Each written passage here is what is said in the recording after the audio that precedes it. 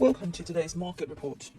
The dollar index ticked down 0.27% on the day to around its lowest in 2 months, in line with a retreat in US Treasury yields.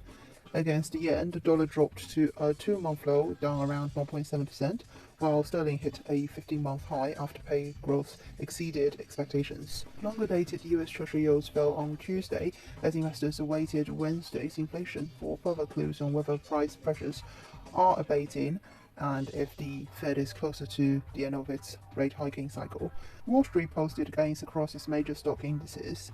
The Dow rose 0.93%, the S&P 500 and 0.67%, the Nasdaq added 0.55%.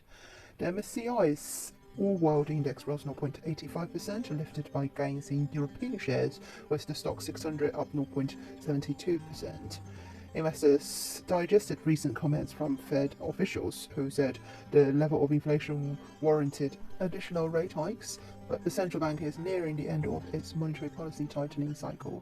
Economists polled by Reuters expect the consumer price index to be released Wednesday morning to have risen by 3.1% in June after May's 4% increase. That will be the lowest reading since March 2021. The core rate is expected to have dropped for a third month to 5% from 5.3%, though that is more than double the Fed's 2% target.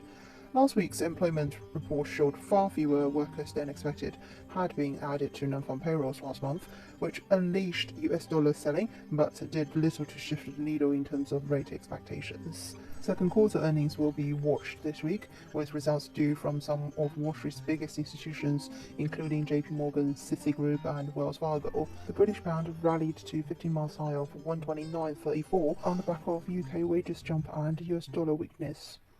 This is today's market report. Thanks for listening. We'll see you next time.